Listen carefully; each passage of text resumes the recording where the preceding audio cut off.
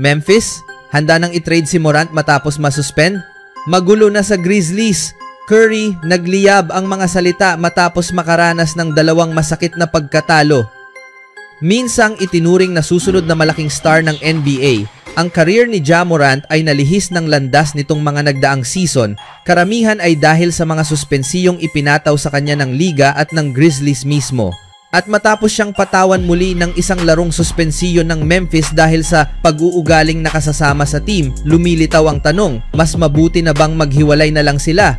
Bagamat tila hindi pa lubos na desidido ang Grizzlies sa ngayon, sinabi ni ESPN NBA insider Shams Charania na may ilang teams na matamang nagmamasid sa sitwasyon, marahil upang kumilos at kunin siya kung patuloy pang lalala ang mga bagay. Nagkaroon ng tensiyon nitong mga nakaraang araw sa pagitan ni Ja at ng kanyang nararamdaman tungkol sa rotation patterns at mga play ni first-year head coach Tuomas Iisalo, sabi ni Charania sa Sports Center.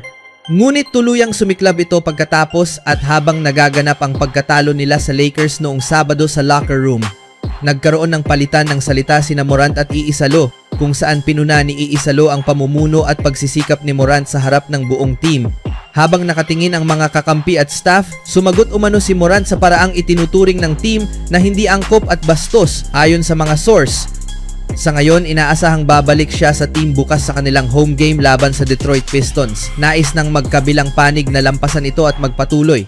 Gayunman, maraming teams sa liga ang patuloy na nagbabantay sa kung ano na ang lagay ng relasyon sa pagitan ni Ja Morant at ng Grizzlies. Nais nilang makausad na matapos ang araw na ito at matapos niyang paglingkuran ang suspensyong isang laro.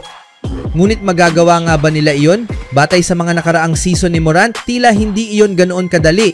Noong 2022-2023 season ang ika-4 niyang taon sa NBA at unang taon matapos pumirma ng 5 taon na $197.2 million contract extension, nasangkot siya sa 3 insidente na may kinalaman sa baril. Ang ikalawang insidente ang nagtulak sa kanya na mag-leave at kalaunan ay nasuspinde ng liga ng 8 laro. Makalipas ang halos 2 buwan, muli siyang nasuspinde ng Grizzlies matapos niyang maglabas ng video sa Instagram kung saan siya ay may hawak na baril. Dahil dito, pinatawan siya ng NBA ng 25-game suspension na kanyang pinaglingkuran sa simula ng 2023-2024 season. Bagamat naiwasan niya ang mga karagdagang suspensyon hanggang sa kasalukuyang insidente, patuloy naman siyang nagkaroon ng mga injury nitong 2 nakaraang season.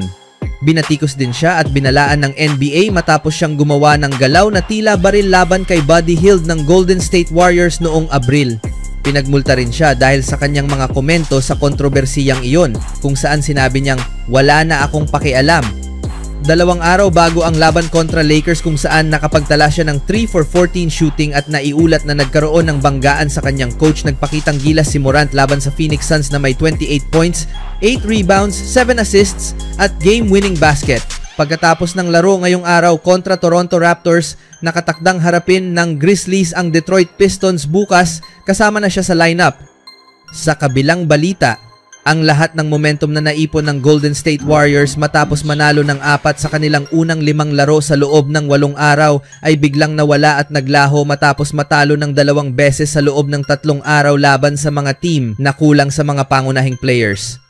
Ito ang mga uri ng pagkatalong sinusubukan iwasan ng Warriors, mga larong hindi dapat nangyayari lalo na kung kasama nila si Jimmy Butler.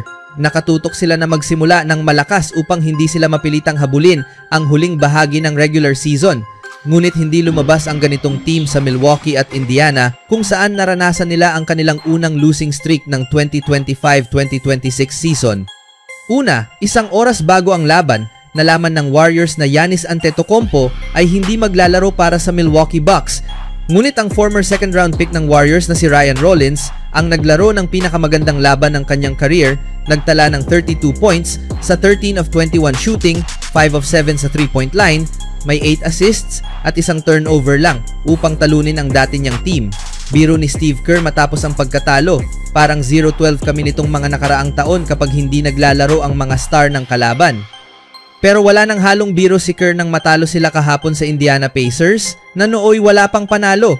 Hindi rin nagpapahinga ng mga star ang Pacers. Si Tyrese Haliburton, ang kanilang pinakamalaking star, ay out na sa buong season matapos mapunit ang Achilles tendon noong Game 7 ng NBA Finals. Gayunman, 4 pang pangunahing players nila ang may injury, kaya't sina Pascal Siakam, Aaron Nesmith at isang point guard na nasa two-way contract na dapat ay nasa G League camp kung walang mga injury ang nanguna upang bigyan ng nakakainis na pagkatalo ang Warriors.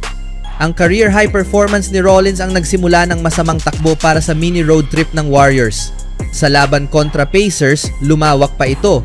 Si Nesmith ay nagtala ng career high 31 points habang si Quenton Jackson, isang undrafted 27-year-old, ay nakapagtala ng 25 points, halos doble ng kanyang total sa 3 naunang laro at career high 10 assists na walang kahit isang turnover. Parehong nagpakitang gilas sina Rollins at Jackson habang sila rin ang bantay kay Stephen Curry.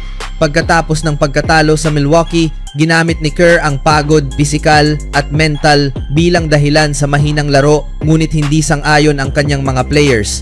At matapos ang pagkatalo sa dating 0-5 na Pacers, hindi na siya nagbigay ng kahit anong palusot.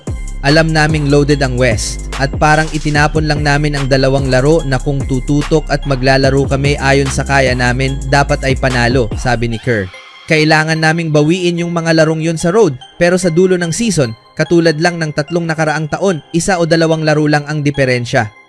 Kailangan naming hanapin kung paano magiging mas matalim at mas mahusay. Kahit hindi niya sinasabi ng direkta, malinaw ang gustong ipahiwatig ni Kerr, may mensaheng gusto niyang iparating sa team. At tila isa ito sa mga sandaling iyon. Laging may mahihirap na araw sa season, dagdag ni Kerr, pero hindi dapat isa ito sa mga yon. May pahinga kami kahapon, walang shoot around ngayong umaga. Sapat ang pahinga pero sobrang pangit ng execution namin sa dulo. Nakakahiya kasi yung mga batang player namin, todo laro. Ituring bang must win ang susunod na laban ng Warriors? Maaring maaga pa para sa panic button pero hindi malayong isipin. Kahapon, may 11-point lead sila matapos mag-shoot ng 3 si Curry, mahigit 6 na minuto bago matapos ang laro. Pero tila tinangay ng alon ang sandcastle ng Warriors, bumagsak lahat sa huling 6 na minuto. Na-outscore sila ng Pacers sa 21-5 sa pagtatapos, kaya't nakuha ng Indiana ang unang panalo nito. Sa clutch moments, pumalpak ang Warriors sa opensa at depensa, nag-foul, nag-turnover, at natalo sa lahat ng aspeto. Si Curry ay nakapagtala ng 5 3-pointers. Nang pinalitan siya, leading ang kalaban, pero pagbalik niya, lamang na ang Warriors dahil sa laro ni Podziemski, Santos at Moody. Gayunpaman, nagtala si Curry ng -21 at 5 turnover sa ikalawang sunod na laro. Inamin niyang nakakainis ang pagkawala ng momentum at umaasang magsilbi itong inspirasyon para makabawi habang nasa must-win na sitwasyon na ang Warriors. Ngayong Miyerkules, muling maglalaro sila sa Chase Center laban sa Phoenix Suns, kasunod ng back-to-back game kontra Sacramento Kings. Mga laban itong pagkakataon para maitama ang kanilang mga pagkakamali at makabawi ng momentum bago harapin ang Denver Nuggets sa Sabado. Sa susunod na linggo, may tsansa rin silang bumawi sa Pacers bago simulan ang 6 na sunod na road games, kabilang ang laban sa undefeated OKC Thunder at 2 beses sa San Antonio Spurs. Matapos ang pagbagsak noong nakaraang season, determinado ang Warriors na muling maipakita ang kanilang pusong kampeon at alam nilang kailangan nilang gawin iyon ngayon.